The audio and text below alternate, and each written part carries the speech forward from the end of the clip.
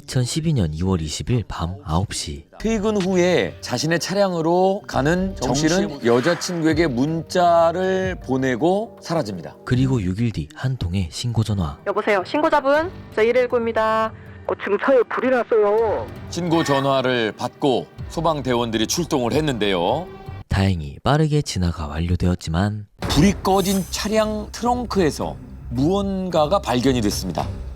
소방대원들은 경찰에 신고를 했고요. 그리고 트렁크에서 발견된 불에 탄 시신이었어요. 타지 않고 남아있던 차량 번호판을 조회를 해봤는데 사라진 정 씨의 차량이었습니다. 과연 차 안에서는 무슨 일이 벌어졌던 걸까요? 현장 조사가 시작이 됐습니다. 지문을 통해서 시신의 신원을 파악해 보려고 했지만 시신이 불에 탄 정도가 너무 심해서 지문 확인이 불가능했습니다. 체형을 통해서 이 사람이 젊은 남성이라는 정도만 알 수 있는 상황이었습니다. 그럼 정 씨인가? 게다가 저 시신 발견 당시에 시신의 입 가에서는요 불에 타다만 박스 테이프가 붙여 있는 것이 발견되었습니다. 그리고 잘 보시면 시신의 자세가요 불의의 화재 때문에 탈출하지 못한 그러한 자세가 아니거든요. 또 두 가지 아주 중요한 문제가 있었죠. 하나는 위치죠. 네. 만약에 극단적 선택을 하기 위해서 차량 안에서 화재를 일으켰다라고 한다면 그 위치는 운전석이나 조수석일 가능성이 높죠. 하지만 정 씨 차에서 발견된 시신은 트렁크에 있었습니다. 또 하나, 저 영상에서는 보이지 않지만 결정적인 문제가 하나가 있어요. 스스로가 불을 야기했다라고 볼 수 없는 뭐냐 하면 불을 내는 화기가 있어야 되잖아요. 그렇죠. 성냥이건 네네. 혹은 라이터건 저 트렁크 안에서 발견되지 않았습니다. 그러니까 안에서 내부에서 일어난 화재가 아니라 밖에서 그렇게 볼 수 있는 내부에서 정황이 많았죠. 그래서 타살의 정황이 무척 많은 그런 시신의 모습이었습니다. 국과수에 DNA 감정 의뢰를 했습니다. 근데 바로 결과가 나오지 않기 때문에 그 사이에 다른 증거를 찾기 위해서 계속 수사가 이어지는 겁니다. 형사들은 타살 가능성을 열어두고 수사하던 중 정 씨와 여자친구의 문자 메시지를 확인하게 되는데 좀 이따 연락할게요. 전화 못해요. 사이 너무 좋은데요, 지금. 이따가 연락할게. 오늘은 집에 못 가겠어. 여자친구하고 약속을 했었는데 그걸 취소하는 문자를 보냈던 겁니다. 자, 그런데 뭐요? 약 1시간 후 인사도 못하고 가네. 그동안 즐거웠어. 전에 조직 비슷한 데 있었는데 거기 다시 가야 해. 미안. 뭐야? 연락하지 마. 이상하다. 정 씨는 이 문자를 마지막으로 사라졌습니다. 이상한 메시지를 받은 그녀는 바로 전화를 걸었지만 제가 전화했을 때는 전화가 이미 꺼져 있었어요 라고 진술을 했습니다. 예전에 어떤 저희가 사건 봤을 때도 막 다른 사람이 문자 보낸 듯한 맞아. 약간 톤이 이상한 달라, 그죠? 톤이 이상하고 왜냐면 그전에 사이 너무 좋았는데 맞아요. 말투도 할게 용 막 이렇게 했단 말이에요. 점점. 근데 너무 이렇게 약간 좀 정자로 담담하게 네, 하는 차갑게. 자기가 뭐 조폭이었다는 거예요, 전직? 뭐 정씨 직업이 뭐 혹시 뭐 범죄 조직과 관련된 거예요? 네, 그런 느낌이죠 지금. 네, 이 사건 수사하던 형사들은 당연히 모든 단서들을 조사하고 확인을 했었어야 했죠. 그런데 형사들이 아무리 이제 수사를 해봐도 이 사라진 실종된 정 씨가 폭력 조직과 연관돼 있다는 것은 어떠한 정황도 단서도 근거도 발견하지 못했습니다. 게다가 이 정 씨 행적을 조사를 해봤더니요, 네. 2년 넘게 군청에서 근무하던 사람이에요. 그래요? 그런데 군청을 퇴직한 이후에 광주광역시에 있는 그 한 회사에 입사해서 6개월째 근무하고 있었던 평범한 회사원이었던 사실을 확인했습니다. 이런 일들이 막 일어나는 중에 경찰은 실종 당일 정 씨의 카드에서 돈이 인출된 내역을 확인합니다. 이 돈을 가져간 사람이 정 씨를 살해한 범인이라고 판단한 겁니다. 그리고 은행 CCTV에 찍힌 그의 모습. 은행에 들어온 한 남자. 이 남자는 바로 ATM기 앞에 섰는데요. 정 씨의 카드를 이용해서 현금 130만 원을 인출합니다. 근데 모자로 싹 가린 게 뭐 그러니까 많이 가렸네. 얼굴도 그러니까요. 숙이고 본인이면 저렇게 할 이유가. 그렇죠. 네. 좀 이상한. 경찰은 CCTV 영상을 여자친구에게 보여주는데 남자친구예요. CCTV 속 남성이 정 씨라는 그녀. 옷이랑 신발이 남자친구 맞는 것 같아요. CCTV 영상을 보고 정 씨의 여자친구는 정 씨가 맞다라고 증언을 했습니다. 지금 정황상 상당히 타살이 의심이 되긴 합니다만 그 CCTV를 영상을 본 이 여자친구가 은행에서 돈을 찾은 남성이 정 씨가 맞다라고 증언을 했기 때문에 수사가 이제 다시 원점으로 돌아가게 되는 거죠. 국과수의 확인 결과 불에 탄 시신은 예. 정 씨가 맞았습니다. 아 그래요. 잠깐만, 그러면 아까 돈 뽑은 사람 네. 그 사람은 누구야? 여자친구는 분명히 정 씨라고 얘기를 했잖아요. 그럼 여자친구는 이건 지금 거짓말을 얘기했다라는 거밖에 안 되네. 근데 거짓말이 그죠? 아니고 약간 좀 비슷할 이게 수도 가리고 있죠. 있으니까 네. 옷만 보고 네, 맞아요. 맞다고 하지 않았을까? 그럴 수도 있는 것 같아. 그럴 수도. 있는 매우 것 같아. 중요한 부분이잖아요. 네. 그래서 형사들은 바로 여자친구를 다시 찾아갔습니다. 네네네. 그래서 영상을 다시 보여주고 다시 한 번만 자세히 잘 보고 이야기를 해달라.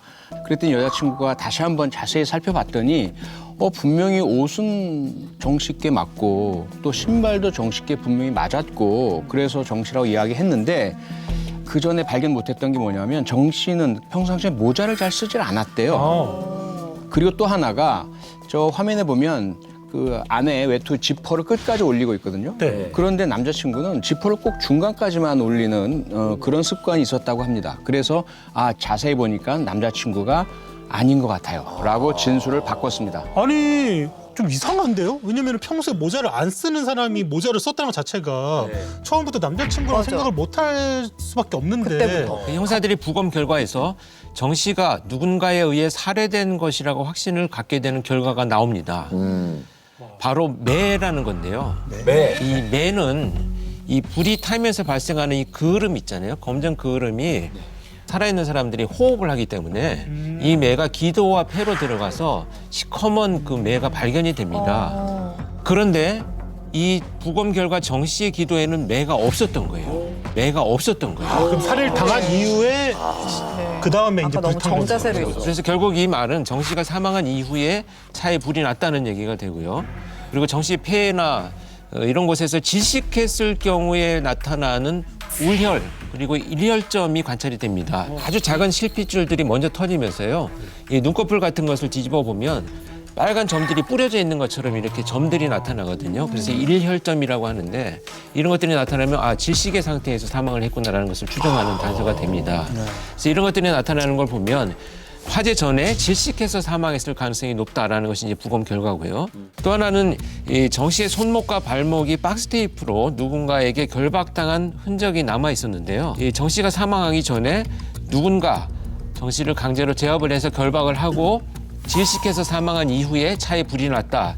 이렇게 연결이 될 수가 있습니다. 그때 용의자로 추정되는 사람이 CCTV에서 확인되는데 타는 모습 네네, 그 네. 주차장 알고 기억나시죠? 예, 예. 그 주차장에서 뜻밖의 인물이 포착이 됩니다. 자, 영상으로 직접 한번 확인해 보시죠.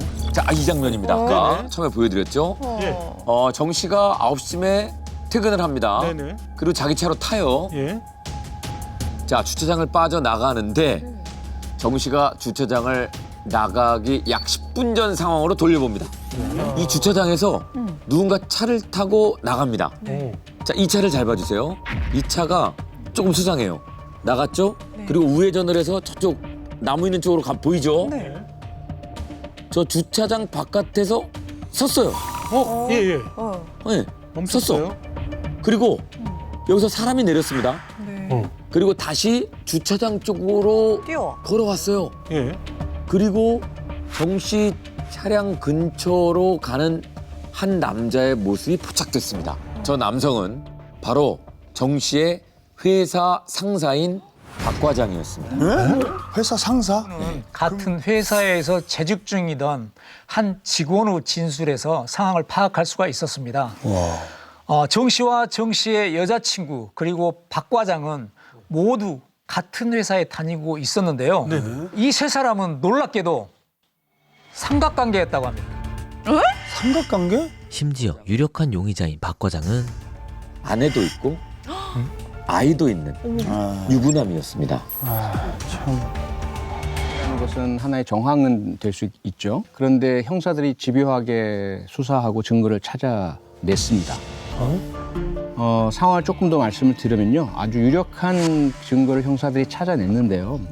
우선 이제 그 박 과장으로 추정되는 사람이 차량으로 주차장 밖을 빠져나갔다가 가까운 곳에 세우고 걸어온 듯한 그런 것이 보이고요. 그 다음에 약 10분 이후에 그 피살된 정 씨가 자기 차량으로 가는 모습이 보였죠. 네. 그 직후에 영상을 정밀하게 계속해서 봤던 형사가 그 정 씨가 자기 차에 탄 직후에 차량이 미세하게 흔들리는 것을 발견했습니다. 운전석에 타고 출발하는 정상적인 작동에서 생기는 것이 아닌 거죠. 그래서 형사는 몸싸움이 있었을 가능성이 높다라는 이제 추정을 합니다.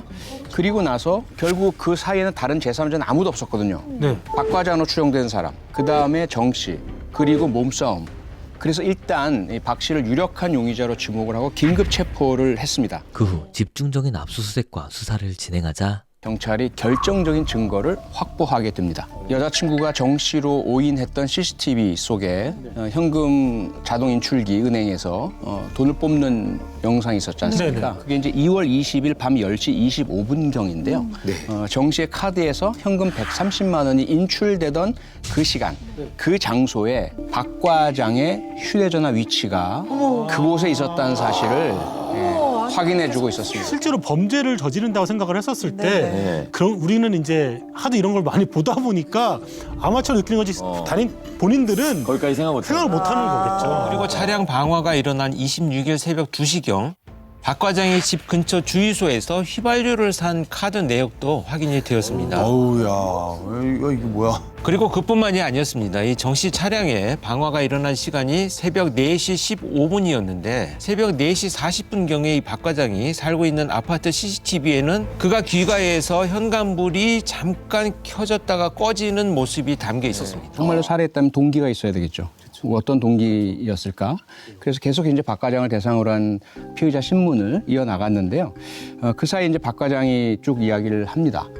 본인이 그 정 씨의 여자친구라고 주고받았던 그 문자 여성이 있잖아요. 네. 그리고 CCTV를 확인해줬던 여성. 그 여성과 6개월 전부터 교제를 시작을 했었다라고 합니다. 사건 발생 6개월 전부터. 그렇게 교제를 했는데 앞서 말씀드린 것처럼 박 과장이 유부남이고 자녀도 있죠. 그 여자친구가 갈등이 생기고 다툼이 잦았었다라고 해요. 네. 그러던 중에 그 새로 입사한 정 씨, 네. 싱글이고 미혼남인 정 씨와 이 여자친구가 서로 교제를 하기 시작을 했고요. 그 사실을 알게 된 박 과장이 내 여자친구랑 사귀지 말아라. 뭐야? 그 다음에 여자친구에게는 정 씨하고 사귀지 말아라. 헤어져라. 이렇게 얘기를 했다고 합니다. 근데 부하 직원인 정 씨가 박 과장에게 내 사생활이니까 과장님은 신경 쓰지 마세요. 라고 대응을 했다라고 합니다. 정 씨는 정 씨대로 좋고 박 과장님은 박 과장님대로 좋으니 계속 만날 거다라고 말하면서 정 씨와 헤어지지 않았습니다. 그렇게 박 과장은요, 이 정 씨에게 여자친구와 헤어질 것을 종용하기 위해서 이 끔찍한 계획을 세우게 됩니다.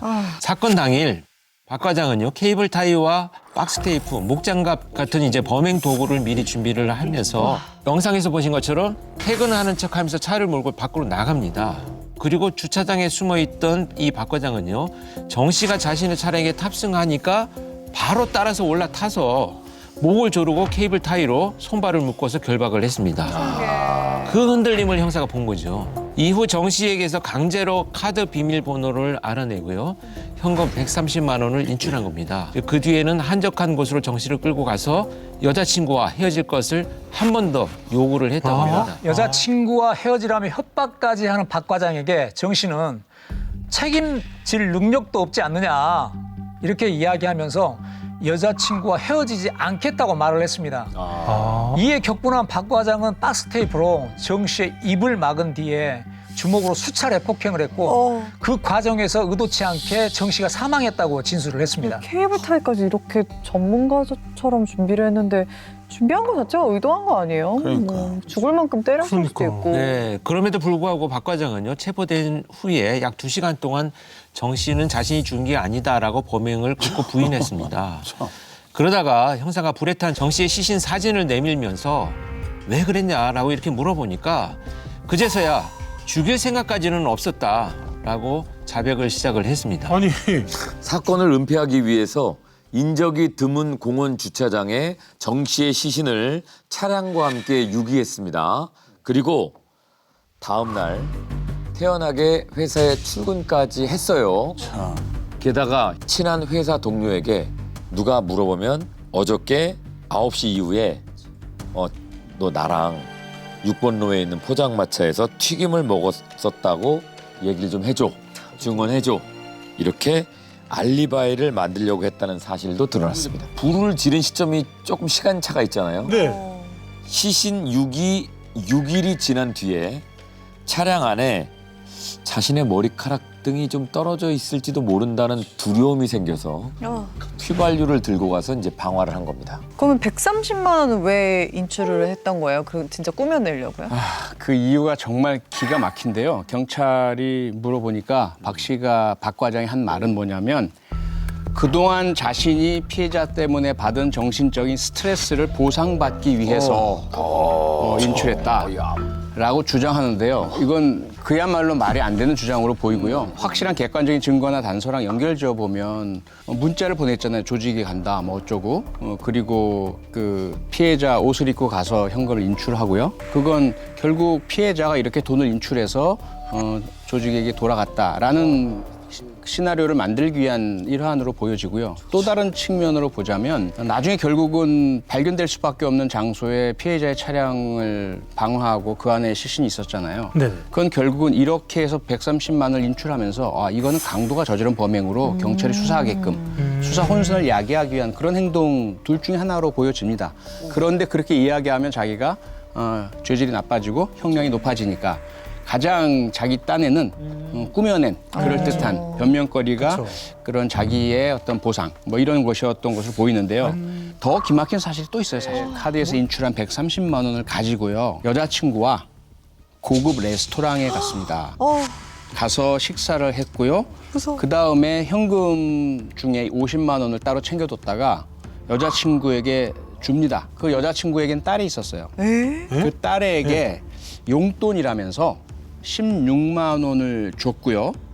그리고 또 남은 돈을 가지고 성매매 비용으로 쓰기도 했습니다. 한마디로 해서 나는 가해자가 아니라 사실 나도 피해자야. 난 130만 원 돈은 정당한 대가야. 라는 식으로 스스로를 정당화해야 자기의 행동이 되게 떳떳해지니까. 그렇죠. 그러니까 약간 그런 식의 약간 심리가 묻어있지 않았을까? 만약에 그런 심리라면요. 김풍 작가님에게 질문 드릴게요. 네. 현금 130만 원 중에 25만 원이 있었습니다. 네. 25만 원을 이 박 과장은 어떻게 썼을까요? 그 25만 원을 들고 두 개로 나눕니다. 5만 원, 20만 원. 네. 그리고 피해자 정 씨의 장례식장에 갔습니다. 5만 원은 자기 명의로, 20만 원은 무기명으로 부조금으로 냈습니다. 인간이 좀 받아들이기 힘든 어떤 충동 욕구 이런 것들을 느끼면 무의식적으로 그것을 억압을 하면서 반대되는 행동을 하거든요. 그래서 아까 김풍 씨가 얘기한 것처럼 이 박 과장은 죄책감으로 이런 행동을 하는 게 아니라 이런 결과를 양산한 것이 결국은 정신 너야. 무서워.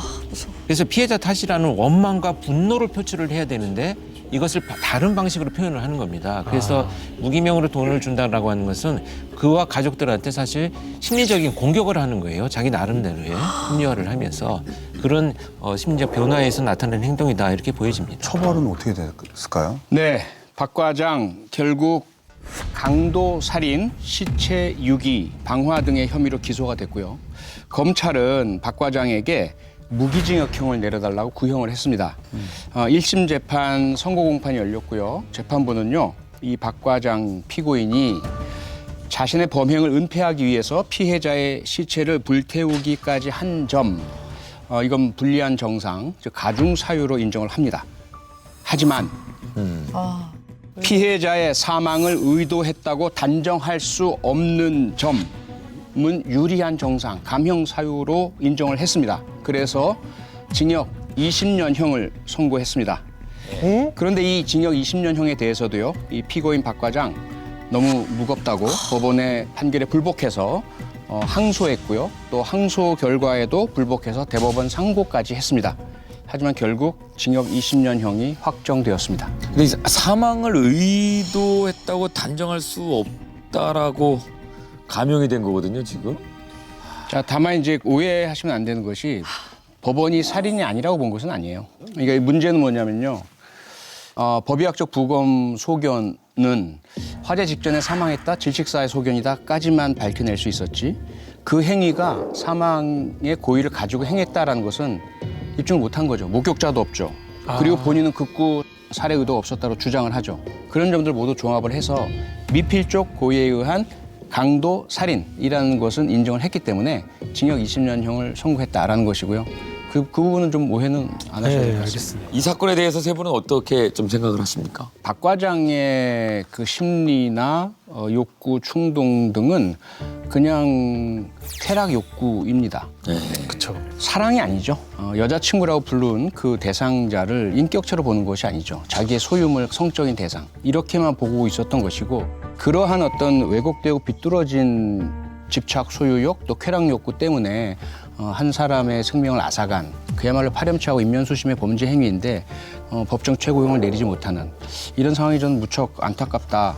다만 뭐 심리적으로 보자면 이 박 과장이라는 사람의 행동은 극악무도한 어떠한 그 처벌을 내려도 결코 무겁지 않다라고 저는 생각합니다. 애정과 집착을 구분하지 못하는 것에서부터 이제 범행 동기가 시작이 되죠. 뚫어진 욕정이 한 젊은 피해자의 생명을 빼앗고 이를 은폐하기 위해서 방화까지 한 잔인한 사건을 보면서요.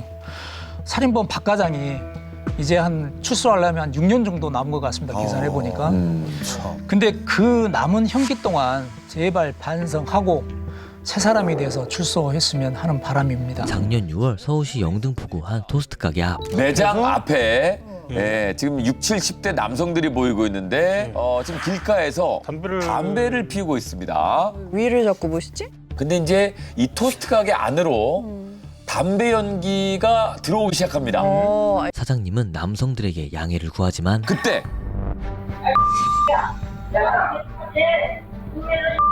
자리를 옮겨달라는 한마디에 갑자기 욕설을 퍼붓는 남성. 자 그러자 이제 분홍색 반팔을 입은 남자분이 가게 안까지 따라 들어오는데요.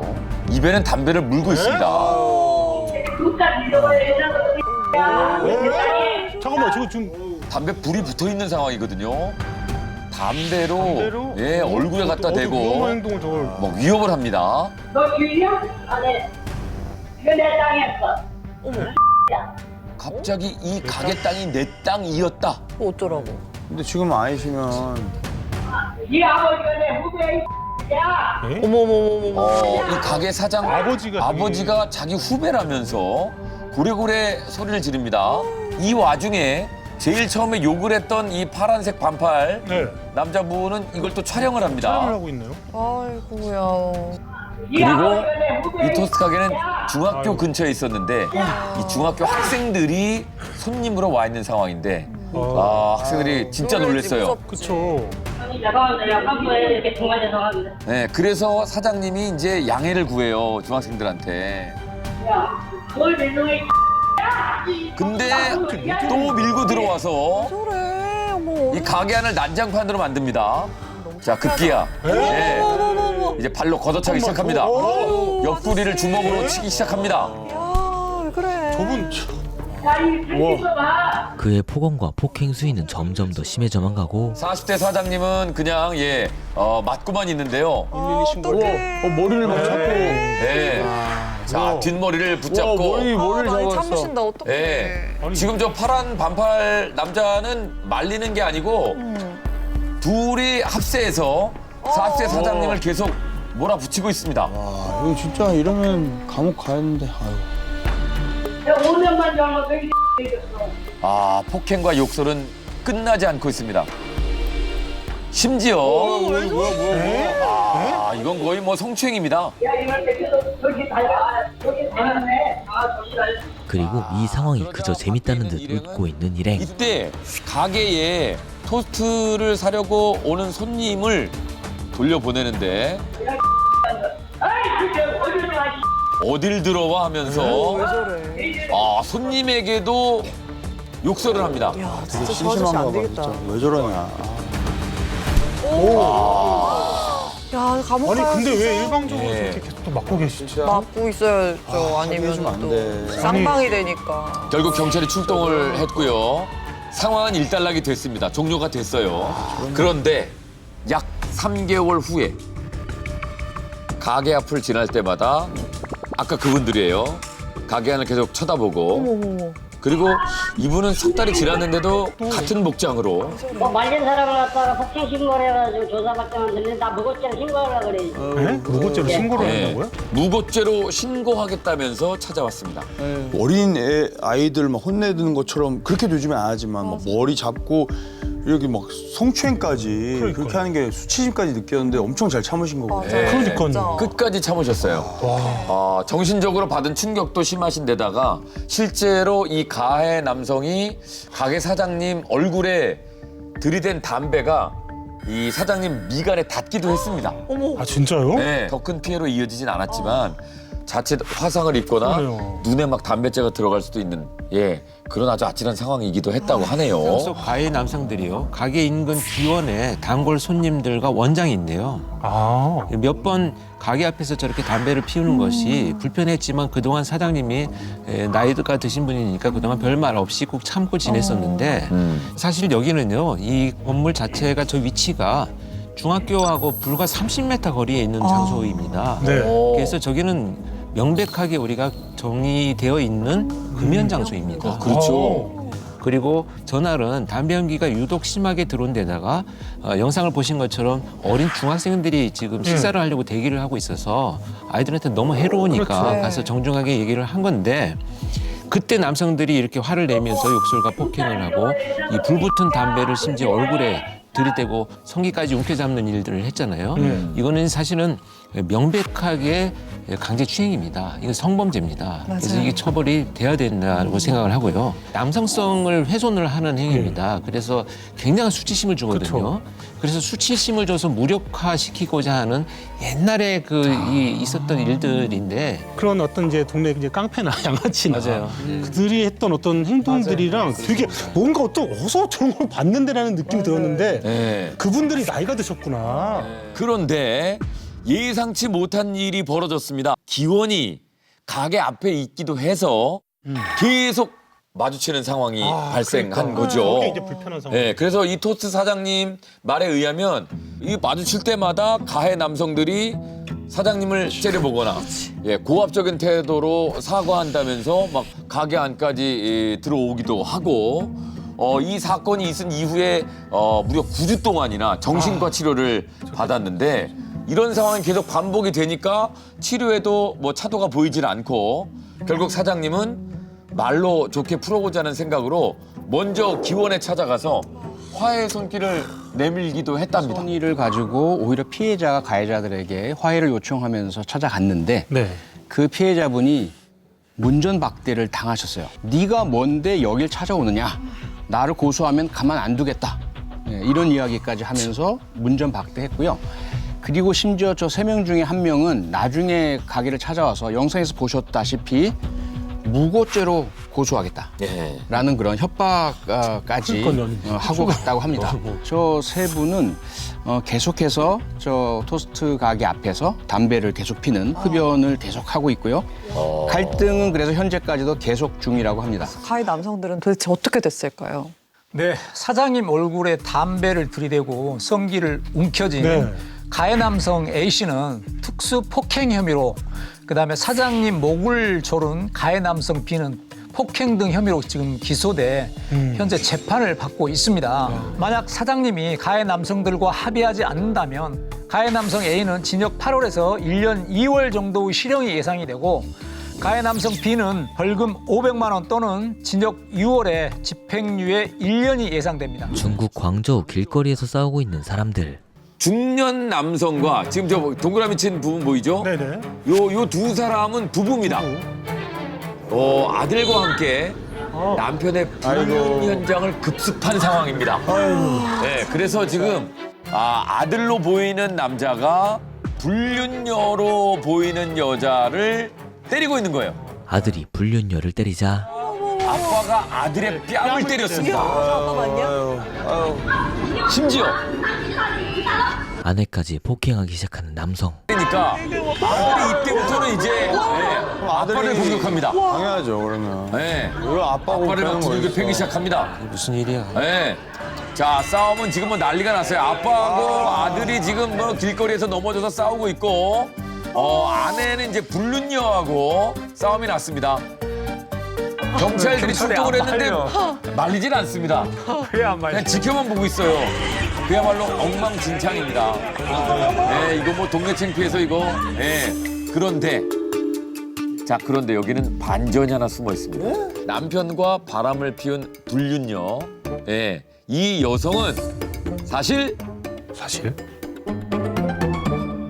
아들의 여자친구였습니다. 약혼까지 한 사람입니다.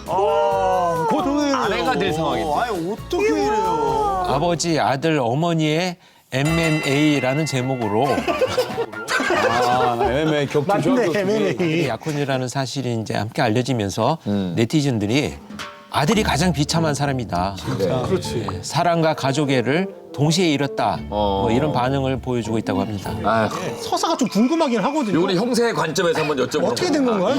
아들의 약혼녀가 처음 만난 거는 네. 아들이 결혼할 사람이라며 집에 데려와서 소개시켰습니다. 그렇게 했는데.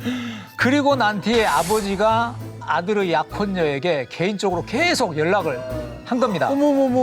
그렇게 두 사람은 불륜 관계로 발전을 하게 된 겁니다. 그 다음에는 뭐 어떻게 됐어요? 그 다음에. 후속 보도에 따르면 경찰의 조정으로 네 사람이 모두 합의를 봤다고 합니다. 합의를 봤다고 합니다. 어떻게 합의를? 이게 합의가 될 일이야? 어떻게 합의를? 아니 따로 살 것 같은데. 근데 합의를 봤다는 것이 서로 화해하고 문제를 없앤다는 것이 아니라 그렇죠. 죄를 그냥 서로 합의를 사죄하는 거죠. 해야 자기들이 처벌을 안 받거든요. 그러니까 법적으로는 합의를 해서 처벌을 안 받고 아마 갈등은 자기들끼리 계속 남고 이혼 문제며 또 재산 분배 문제며 그런 부분들은 여전히 남아 있겠죠. 2025년 크리스마스 필리핀의 어느 한 도시. 근데 사람들을 보시면 뭔가에 홀린 듯이 다 위로 올려다보고 있습니다. 누가 올라갔나 진짜? 전봇대에 매달려서 올라가는 한 남자도 보입니다. 자, 근데 이 차가 지나가고 보니까 자, 그런데 전봇대가 아니고 이미 전선 위에 올라가서 이리저리 옮겨다니는 남자가 보입니다. 저 감전되면 어떡하려고 저걸. 사람 맞아. 왜 저래? 마치 원숭이처럼 매달려 있는 남자의 모습인데요. 어떡하려고 그러냐. 지켜보던 행인들이 그에게 사다리를 건네보지만 근데 도망을 갑니다. 자, 그러더니 이제 고압 전류가 흐르는 전봇대를 기어 올라가기 시작합니다. 결국 구조대까지 출동을 하고 내려와라. 2시간을 설득을 했습니다. 그래서 결국 구조에 성공을 했습니다. 왜 올라갔지? 그래서 이 남자에게 왜 이런 행동을 했냐 물어봤더니 Mua tao có đi ạch sụp ai có lần ba 관종이시구나. 유명해지고 싶어서였습니다. 유명해졌네요. 이걸 먼 이국 땅에서 지금 TV를 통해 지금 보고 계시잖아요. 한국 사람들도 볼 정도니까. 우리가 볼 정도니까. 유명해지긴 유명해졌네요. 네. 보면은 저렇게 전봇대가 막 전류가 흐르고 그 위험한 거 아니에요? 그러면 보시면 여러 가닥의 전선들이 있는데 대개의 경우 아래쪽에 있는 게 저압 전선이고요. 위에 있는 게 고압 전선입니다. 그런데 저 남성이 올라간 전신주에 연결되어 있는 전선이 69,000볼트. 근데 우리가 지금 220볼트 전격 전압을 사용하죠. 그럼 우리가 쓰는 가정용 전기의 300배 이상에 해당되는 고압 전류가 흐르고 있는 것입니다. 저 전류 혹시라도 근처라도 하면 큰일 나기 때문에 피복을 전부 씌워놨어요. 그렇다 하더라도 위험한 건 사실이에요. 그리고 심지어 변압기 철제 부분까지 닿는 모습 분명 보였죠. 그런데 어떻게 감전이 안 됐을까요? 그건 이유가 있었습니다. 전신주를 타고 올라가는 모습을 본 주민들이 바로 경찰에 신고를 했고요. 신고를 받은 경찰이 저 부분을 담당하는 전력회사에 바로 지시를 한 겁니다. 전력을 끊어달라. 다행이다. 그래서 전력회사에서 급하게 전력을 다 끊는 바람에 차단하는 바람에 저 남성이 감전당하지 않을 수가 있었습니다. 혹시라도 조금만 늦게 전력이 끊어졌으면 당연히 저 남성 감전사 바로 됐죠. 파지직이지. 그러면 그 동네에 있던 전기가 다 그러면은 다 그날 정전됐겠네요, 그냥. 그렇습니다. 해당 지역은 무려 3시간여 동안 정전이 됐고요. 아유. 그로 인해서 신호등 시스템이 꺼지는 바람에 도로는 심각한 교통 혼잡이 벌어졌습니다. 근처에 뭐 병원이라도 있었으면 그러니까요. 큰일 나죠, 큰일 나죠. 사실은. 네. 아니 아무리 멋있게 보이고 싶고 막 이렇게 유명해지고 싶어도 이건 너무 민폐인데요. 남한테 너무 그러니까요. 피해를 줬는데요. 폰 계열음을 복역한 후에 환각 상태에서 한 행동이라고 자백을 했습니다. 필리핀에서는 이 처벌이 훨씬 더 엄격합니다. 최대 종신형까지 나올 것으로 예상을 하고 있습니다. 강력하게 처벌하는구나, 마약 쪽에 있어서는. 지금까지 MBC 에브리원 범죄 분석 코멘터리 쇼 히든아이였습니다. 히든아이는 매주 월요일 오후 8시 30분에 만나볼 수 있습니다. 이상 좋은 영화였습니다.